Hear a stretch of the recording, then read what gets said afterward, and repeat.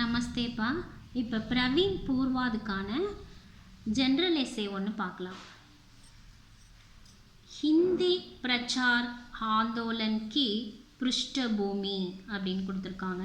ஹிந்தி பிரச்சார இயக்கத்தின் பின்னணி அதை பற்றி பார்க்கலாம்.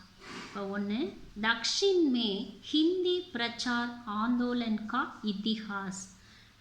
தென்னிந்தியாவில் ஹிந்தி பிரச்சார இயக்கத்தினுடைய வரலாறு. எப்படி கேள்வி கேட்பாங்கன்னா, दक्षिण में हिंदी प्रचार आंदोलन से पूर्व दक्षिण भारत में हिंदी की स्थिति एवं प्रभाव அப்படின்னு கொடுத்துருக்காங்க. தென்னிந்தியாவில் ஹிந்தி பிரச்சார இயக்கத்தினுடைய கிழக்கு தென்னிந்தியாவில் ஹிந்தியினுடைய நிலை மற்றும் விளைவு அப்படின்னு நமக்கு கேட்டிருக்காங்க. அதை பற்றி கீழே பார்க்கலாம். பாரத் பகுபாஷி தேஷ் ஹை. இந்தியா பல மொழிகள் பேசக்கூடிய நாடாக இருக்கிறது. யஹா அலக் அலக் தர்ம ஹை ஜாதி ஹை. இங்கே தனித்தனியான மதங்களும் ஜாதிகளும் இருக்கின்றன. யஹா கே लोगों के खान पान वेशभूषा और रीति रिवाज भी अलग अलग हैं அப்படின்னு கொடுத்துருக்காங்க. யஹா கே லோகோं கே இங்கே உள்ள மக்களுடைய கான் பான் அப்படின்னா உணவு பழக்க வழக்கம், வேஷ்பூஷா உடைகள், और ரீதி ரிவஜ் பழக்க வழக்கம் கூட தனித்தனியாக இருக்கின்றன. லேக்கின் இஸ் தேஷ் கி विशेषता यह है कि यहाँ विविधता में एकता है. ஆனால் இந்த நாட்டினுடைய விசேஷம் இதுவாக இருக்கிறது. என்னவென்றால், யஹா இங்கே வேற்றுமையில் ஒற்றுமையாக இருக்கிறார்கள். जगद्गुरु आदि शंकराचार्य ने संपूर्ण भारतवर्ष की यात्रा करके धार्मिक एकता स्थापित की थी அப்படின்னு கொடுத்துருக்காங்க. ஜகத்குரு ஆதி சங்கராச்சாரியர் அவர் சம்பூர்ண பாரத வர்ஷகி யாத்ரா, அதாவது முழுமையான இந்தியாவினுடைய யாத்திரை செய்து மத ஒற்றுமையை நிறுவியிருந்தார்.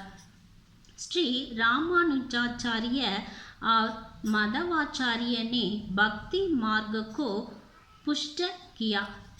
ஸ்ரீ ராமானுஜாச்சாரியாரும் மதவாச்சாரியாரும் பக்தி வழிய உறுதி செய்தார்கள். उत्तर भारतीय जैन और बुद्ध भिक्षुओं ने दक्षिण भारत में धर्म प्रचार किया. வட இந்தியாவில் ஜைனர்களும் புத்த பிக்ஷுக்களும் தென்னிந்தியாவில் தர்மத்தை பிரச்சாரம் செய்தாங்க. उनका प्रभाव पूरे दक्षिण भारत की आम जनता के जीवन और भाषा पर पड़ा. उनका प्रभाव அவருடைய விளைவால பூரே தக்ஷின் பாரத் கி, தக்ஷின் பாரத் முழுவதும் தென்னிந்தியா முழுவதும் பொதுமக்களுடைய வாழ்க்கை மற்றும் மொழி மீது இருந்தது. இஸ் பிரகார் சன்ஸ்கிருத், பாலி, ஹிந்தி மற்றும் ஹிந்துஸ்தானி ஆகிய மொழிகள் சாதாரண ஜனதா पर असर पड़ता है. इस प्रकार இதன்படி சமஸ்கிருதம், பாலி, ஹிந்தி மற்றும் ஹிந்துஸ்தானி முதலிய மொழிகள் சாதாரண மக்கள் மீது தாக்கத்தை ஏற்படுத்தியது. ராஜாவோं द्वारा नियुक्त द्विभाषी इन संतों, सन्यासियों और तीर्थ यात्रों के साथ एक प्रकार की बोलचाल हिंदी या हिंदुस्तानी या उर्दू से संवाद करते थे. ராஜாவோं द्वारा, அதாவது ராஜாக்கள் மூலமாக நியமிக்கப்பட்ட இரு மொழிகள் இந்த புலவர்களும் சந்நியாசிகளும் மேலும் தீர்த்த யாத்திரை செய்தவர்களுடன் ஒரு விதமான பேசக்கூடிய ஹிந்தி மற்றும் ஹிந்துஸ்தானி மற்றும் உருது மொழிகளில் உரையாடல் செய்திருந்தார்கள். தக்ஷின் பாரத் கி चारों लिपियों तमिल, तेलुगु, कन्नड़, मलयालम में लिखी हिंदी पढ़ी व पढ़ाई जाती है. दक्षिण भारत की தென்னிந்தியாவில் நான்கு பக்கங்களிலும் எழுதக்கூடிய எழுத்துக்கள் தமிழ், தெலுங்கு, கன்னடம், மலையாளத்தில் லிக்கி ஹிந்தி அதாவது எழுதக்கூடிய ஹிந்தி எழுத்துக்கள் படிக்கவும் மற்றும் படிக்க வைக்கவும் செய்தார்கள்.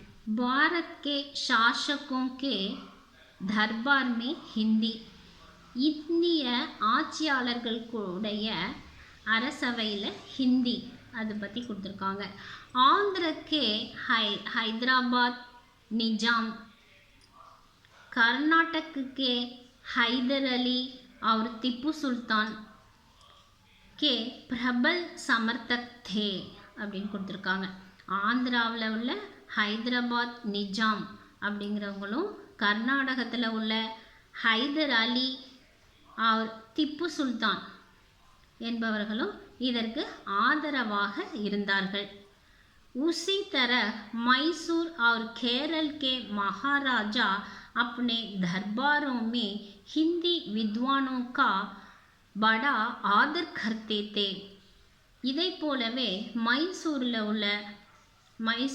மற்றும் கேரளாவில் உள்ள மகாராஜா தங்களுடைய அரசவையில் உள்ள ஹிந்தி வித்வான்களுக்கு மிகவும் மரியாதை கொடுத்து வந்தார்கள். திருவிகாந்த்கூர் கே महाराजा स्वाति तिरुनाल श्री रामवर्मा हिंदी में ही नहीं बल्कि संस्कृत, तमिल, अंग्रेजी, मलयालम, तेलुगु आदि अनेक भाषाओं में गीतों और पदों की रचना करते थे. திருவிதாங்கூர் அப்படிங்கிற ஊரில் உள்ள மகாராஜா சுவாதி திருநாள் ஸ்ரீ ராமவர்மா ஹிந்தியினுடைய கவிதைகள் மட்டுமல்லாமல் சமஸ்கிருதம், தமிழ், ஆங்கிலம், மலையாளம், தெலுங்கு முதலிய பல பாஷைகளில் கீதைகளையும் பதங்களையும் இயற்றியிருந்தார். दक्षिण भारत के सैनिकों के बीच हिंदी या उर्दू प्रचलित रही. தென்னிந்தியாவில் படை வீரர்களுக்கு இடையில் ஹிந்தி மற்றும் உருது பிரபலமாகிக் கொண்டு இருந்தது. कोच्चि के महाराजा ने अपने परिवार के लोगों को हिंदी पढ़ाने के लिए ये सुयोग्य अध्यापक को नियुक्त किया था. கொச்சியில் உள்ள மகாராஜா தன்னுடைய குடும்பத்தினுடைய மக்கள் ஹிந்தி படிப்பதற்காக ஒரு நல்ல ஆசிரியரை நியமனம் செய்திருந்தார். दक्षिण भारत के प्राचीन विद्वान हिंदी, पाली, राजस्थानी आदि भाषाओं के प्राचीन ग्रंथों का अपनी अपनी भाषाओं में अनुवाद करते थे. தென்னிந்தியாவில் பழைய வித்வான்கள் ஹிந்தி, பாலி, ராஜஸ்தானி முதலிய மொழிகளில் உள்ள பழைய புத்தகங்களை தங்களுடைய பாஷைகளில் தங்களுடைய மொழிகளில் மொழி மாற்றம் செய்து கொண்டு இருந்தார்கள். जैन और बुद्ध धर्मों के तत्वों और सिद्धांतों का इन लोगों ने अपनी भाषा में प्रचार भी किया. ஜைன் மற்றும் புத்த மதத்தில் உள்ள தத்துவங்கள் மற்றும் சித்தாந்தங்களை இந்த மக்கள் தங்களுடைய பாஷைகளில் பிரச்சாரம் செய்து கொண்டும் இருந்தார்கள். इस प्रकार हम देखते हैं कि दक्षिण भारत में राष्ट्रभाषा हिंदी प्रसार के प्रारंभ होने के कई वर्ष ही दक्षिण भारत में हिंदी, उर्दू, और हिंदुस्तानी का थोड़ा परिचय था। இதன்படி हम देखते हैं कि நாம் பார்த்து கொண்டிருக்கிறோம் என்னவென்றால் தென்னிந்தியாவில் ராஷ்டிர பாஷா தேசிய மொழி ஹிந்தி பிரச்சாரம் செய்யப்பட்ட ஆரம்பத்திலிருந்தே கயி வர்ஷகி அதாவது பல வருடங்களாக தென்னிந்தியாவில் ஹிந்தி உருது அவர் இந்துஸ்தானில் உள்ள மக்கள் கொஞ்சம் அறிமுகத்துடன் இருந்தார்கள். இப்போ ரெண்டாவதா ஹிந்தி பிரச்சார் ஆந்தோலன் கா பரிச்சய அப்படின்னு கொடுத்துருக்காங்க. ஹிந்தி பிரச்சாரம் இயக்கத்தினுடைய அறிமுகம் அப்படின்னு கொடுத்துருக்காங்க. राष्ट्रपिता महात्मा गांधी जब भारत आए तब से हिंदी प्रचार का कार्यक्रम जोर पकड़ने लगा அப்படின்னு கொடுத்துருக்காங்க. நம்ம தேசிய தந்தையான மகாத்மா காந்தி எப்பொழுது இந்தியா வந்தாரோ அப்போதிலிருந்தே ஹிந்தி பிரச்சாரத்தினுடைய செயல்களை வலியுறுத்த தொடங்கினார். सन 1918 में उन्होंने इंदौर के हिंदी साहित्य सम्मेलन की अध्यक्षता की थी. 1918 ஆண்டு அவர் இந்தோரில் உள்ள ஹிந்தி இலக்கிய கருத்தரங்கில் தலைவராக இருந்து கொண்டும் இருந்தார். इसका नेतृत्व स्वयं अपने कंधों पर लिया. இதனுடைய தலைமை பொறுப்பு தானே அவருடைய தோள்களில் எடுத்துக்கொண்டார். इसलिए महात्मा गांधी को दक्षिण में हिंदी प्रचार के आंदोलन का जन्मदाता के रूप में माना जाता है. ஆகையால மகாத்மா காந்திய தென்னிந்திய ஹிந்தி பிரச்சார இயக்கத்தினுடைய பிறப்பை கொண்டு வந்தவராக ரூபத்தில் ஏற்றுக்கொள்ளப்பட்டார். ராஷ்டிரபிதா மானா ஜாதா ஹை தேசிய தந்தையாக ஏற்றுக்கொள்ளப்படுதல். महात्मा गांधी ने 1918 में अपने कनिष्ठ पुत्र देवदास गांधी को दक्षिण भारत में प्रथम हिंदी प्रचारक बनाकर उन्हें मद्रास भेजा था. மகாத்மா காந்தி 1918 தன்னுடைய இளைய மகன் தேவதாஸ் காந்திய இந்தி பிரதம் ஹிந்தி பிரச்சாரக் முதல் இந்தி பிரச்சாரம் செய்பவராக உருவாக்கி அவரை சென்னைக்கு அனுப்பி வைத்தார். मद्रास में श्रीनिवास शास्त्री जैसे नेताओं की सहायता से हिंदी का श्री गणेश किया. சென்னையில் ஸ்ரீனிவாஸ் சாஸ்திரி போன்ற தலைவர்களுடைய உதவியினால ஹிந்திக்கு பிள்ளையார் சுழி முதன்முறையாக தொடங்கி வைத்தார். मद्रास में Shrimati Annie Besant, sir C P. Ramaswami Iyer, Srinivasa Sastri जैसे नेताओं की सहायता से दक्षिण भारत में हिंदी प्रचार आंदोलन का श्री गणेश किया.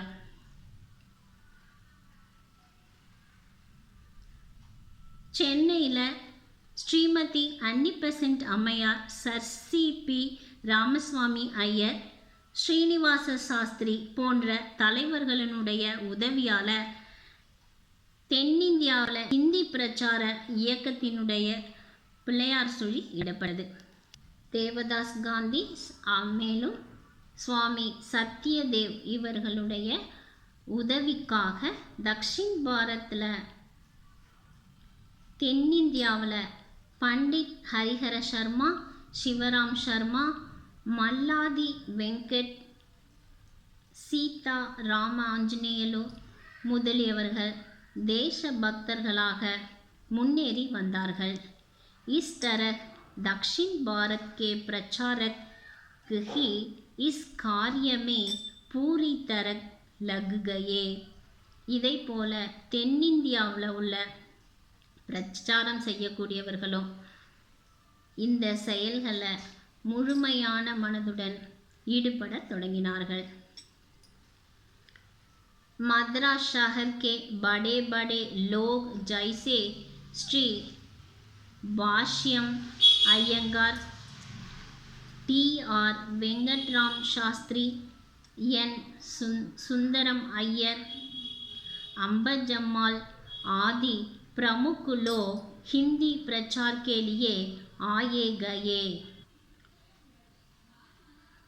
மக்களான ஸ்ரீ பாஷ்யம் ஐயங்கார், டி.ஆர். வெங்கட்ராம சாஸ்திரி, என். சுந்தரம் ஐயர், அம்பஜம்மாள் முதலிய முக்கிய மக்கள் ஹிந்தி பிரச்சாரத்திற்காக முன்னேறி வந்தார்கள். उत्तर भारत में श्री प्रताप नारायण वाजपेयी, श्री क्षेमानंद राहत, श्री ऋषिकेश शर्मा आदि कर्मठ लोग भी हिंदी की सेवा के लिए सन 1919 के अंत में मद्रास पहुँचे. वட இந்தியாவில் ஸ்ரீ பிரதாப் நாராயண் வாஜ்பாயி அப்படிங்கிறவங்களும் ஸ்ரீ க்ஷோமானந்த் ராகத் அப்படிங்கிறவங்களும் ஸ்ரீ ஹஷிகேஷ் சர்மா முதலிய சிறந்த மக்களும் ஹிந்தியினுடைய சேவைக்காக 1919 முடிவில் சென்னை வந்து சேர்ந்தார்கள். इस प्रकार दक्षिण में प्रथम प्रचारकों के निस्वार्थ प्रयासों से दक्षिण भारत हिंदी प्रचार सभा स्थापित हुई. இதன்படி தென்னிந்தியாவில் முதல் பிரச்சாரம் செய்கிறவர்கள் சுயநலமற்ற முயற்சியால் தென்னிந்தியாவில் हिंदी प्रचार सभा நிறுவப்பட்டது. उसका विकास धीरे धीरे होने लगे और दक्षिण के चारों प्रांतों में उसकी शाखाएं भी स्थापित हो गई. அதனுடைய வளர்ச்சி மெதுவாக ஏற்படத் தொடங்கியது. மேலும் தென்னிந்தியாவினுடைய 4 எல்லைகளில் அதனுடைய கிளைகள் நிறுவப்பட்டு இருந்தது. இதோட दक्षिण में हिंदी प्रचार आंदोलन से पूर्व दक्षिण भारत में हिंदी की स्थापित एवं प्रभाव இதை பற்றின நம்மளுடைய கட்டுரை நிறைவடைகிறது. இதனுடைய அடுத்த கட்டுரையை இன்னொரு வீடியோவில் நாம் பார்க்கலாம்.